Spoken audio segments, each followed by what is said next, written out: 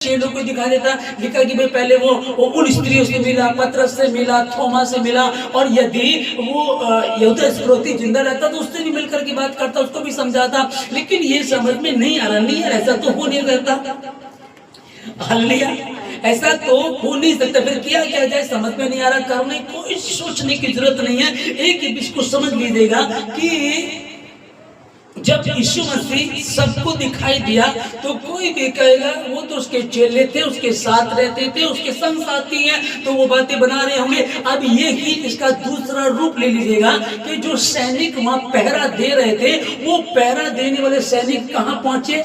अपने लोगों के पास, ठीक है ना, यहूदी सदूकियों के पास पहुंचे, उनको जाकर के उन्होंने वो हाल सुना दिया। उन्होंने उनको पैसे देकर के कहा कि किसी को मत कहना, जो तुमने देखा वो मत कहना, पर ये कहना। उसके चेले उसकी लोथ को उठा करके लेकर के चले गए। तो जब इनका एक ग्रुप ऐसा है, ये सच को झूठ बना रहे हैं, तो यहाँ भी लोग ये यकीन करेंगे। अब वो सोचेंगे कि यार हमने उनको सैनिकों को पैसे दिए थे, तो उन्होंने वही किया जो हमने कहा। और आज तक यहूदियों में ये प्रचलित है, ये बात पूरी है कि नहीं वो चीज नहीं उठा है, उसके चेले उसकी लाश को, उसकी लोथ को ले गए थे। वो इस बात को बोल रहे हैं। यही बात कोई कहने लगे कि यीशु मसीह ने अपने चेलों से कहा हुआ है ना।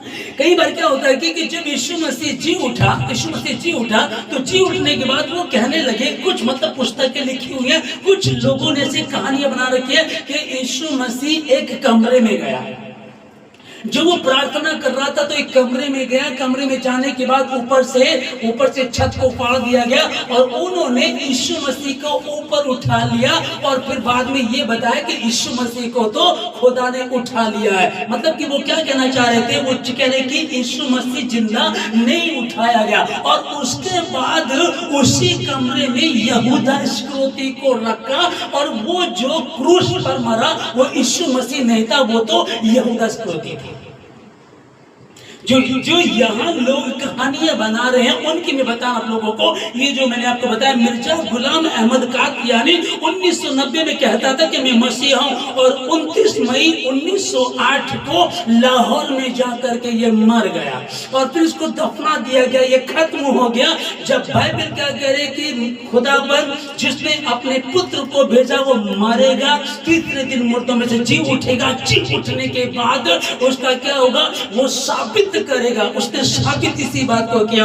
अभी बहुत सारे लोग ये समझते हैं क्या है संभव है, क्या है संभव, क्या ये हो सकता है, क्या ये हो सकता? हाँ, कोई बात नहीं, चिंता ना करें। आप ध्यान से जब आप इस पुस्तक को पढ़ेंगे, अगर किसी को शक है, पहले ध्यान से आप इसको पढ़िएगा और पवित्र आत्मा आपकी सहायता करेगा और पवित्र आत्मा आपको बताएगा क्या सही है क्या गलत है।